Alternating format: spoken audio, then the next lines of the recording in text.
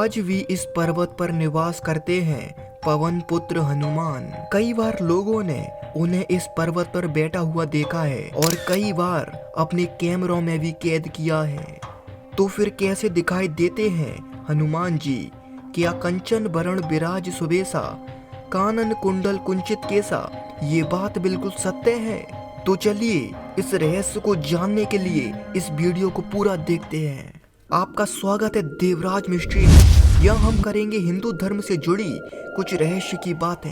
अगर आप चाहते हो कि आपका समय सही जगह पर खर्च हो तो अभी आप सही रास्ते पर हो। इसीलिए अभी हमारे चैनल को सब्सक्राइब कीजिए और खो जाइए इस वीडियो में। मर्यादा पुरुषोत्तम भगवान श्री राम के परम भक्त हनुमान जी, जो कि समय से परे, जीवन और मृत्यु से ऊपर, यानी कहें तो चिरंजीवी हैं। ये आशीर्वाद उन्हें माता सीता ने दिया था।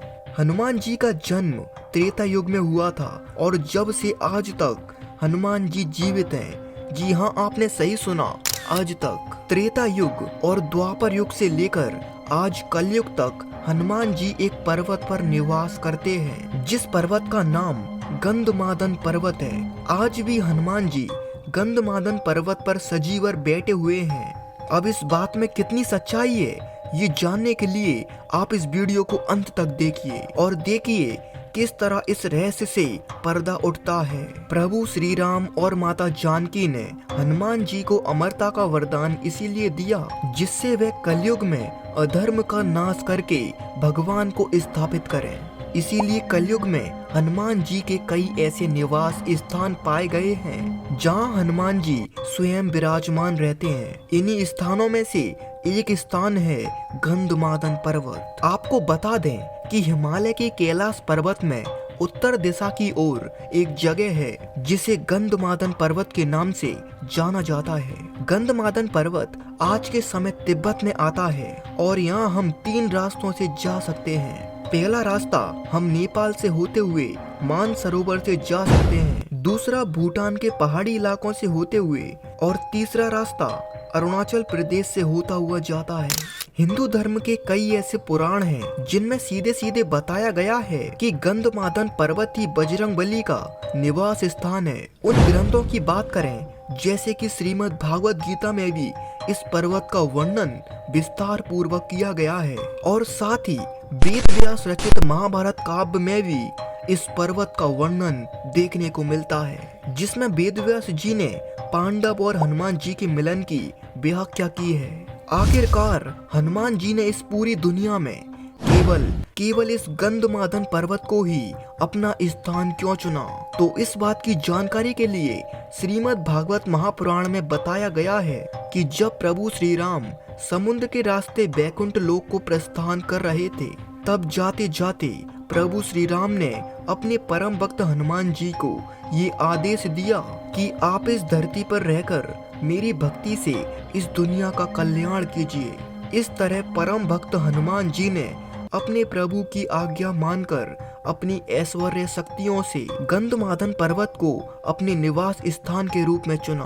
द्वापर युग में अज्ञातवास के समय जब पांडव हिमवंत को पार करते हुए गंधमादन पर्वत की तरफ पहुँचे, तब भीम ब्रह्म कमल लेने के लिए गंधमादन पर्वत की तरफ गए। तब गंधमादन पर्वत पर स्वयं हनुमान जी एक बानर का रूप रखकर भीम के रास्ते में लेटे हुए थे। ये हनुमान जी की एक लीला थी जिससे हनुमान जी भीम के अहंकार को तोड़ना चाहते थे और इस प्रकार जब भीम एक आम बानर की पूंछ को ना उठा सका तो भीम का अहंकार वहीं चूर चूर हो गया और इस तरह हनुमान जी ने भीम को अपने दिव्य दर्शन दिए थे। वहीं हिमालय के साथ साथ एक और गंधमादन पर्वत का जिक्र मिलता है जो कि दक्षिण रामेश्वरम में स्थित है और इसे दूसरा गंधमादन पर्वत इसीलिए कहा गया है क्योंकि ये वही जगह है जहां से हनुमान जी ने लंका के लिए समुद्र पार करते हुए एक लंबी छलांग लगाई थी। इसके अलावा जब अर्जुन स्वर्ग गए थे तो वहां भी अर्जुन को हिमवंत और गंधमादन को पार करते हुए बताया गया है। गंधमादन पर्वत अपने आप में ही बड़ा खास है। पहले ये धन के देवता कुबेर की राज्य नगरी में आता था। स्वर्ण की नगरी लंका को खो देने के बाद धन के देवता कुबेर इसी गंधमादन पर्वत पर आकर निवास करने लगे।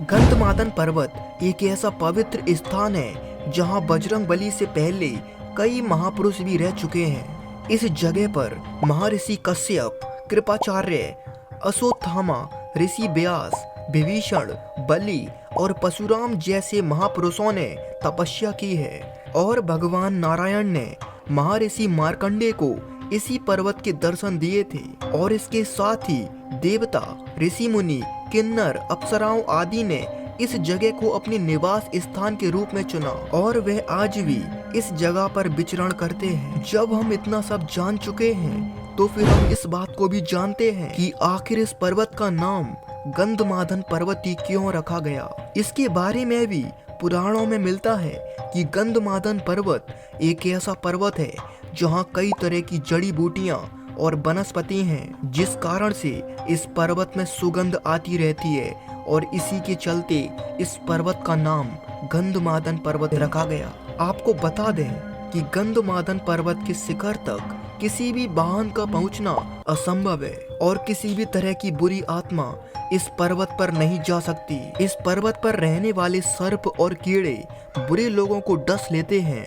और इतना ही नहीं, इस गंधमादन पर्वत पर कई सारी मणि और मोतियां भी मौजूद हैं जो यहाँ चमकती भी दिखाई देती हैं। इस पर्वत पर मानव जीवन की अवधि 11,000 वर्ष बताई गई है। ये पर्वत अमृत और संजीवनी का अस्तित्व है और इस पर्वत पर एक भव्य मंदिर भी है जिसमें हनुमान जी के साथ प्रभु श्री राम आदि कई देवता भी बैठे हुए हैं। बताया जाता है कि त्रेता युग में भगवान श्री राम अपनी वानर सेना के साथ इसी पर्वत पर युद्ध की योजनाएं बनाया करते थे। इसी वजह से इस पर्वत पर आज प्रभु श्री राम के पैरों के निशान देखने को मिलते हैं। धन्य है वह भूमि जहां प्रभु श्री राम अपने चरण छोड़ गए। तो इसी के साथ मैं ये आशा करता हूँ कि ये जानकारी आपको बहुत अच्छी लगी होगी। हमारा जीवन धन्य है कि हम आज एक ऐसे युग में जी रहे हैं जहां साक्षात हनुमान जी आज भी विराजमान हैं। तो इसी के साथ इस जानकारी को यहीं अंत करते हैं। और बताइए ये जानकर आपको कैसा लगा। तो फिर मिलते हैं किसी अगली वीडियो में, तब तक के लिए जय श्री राम।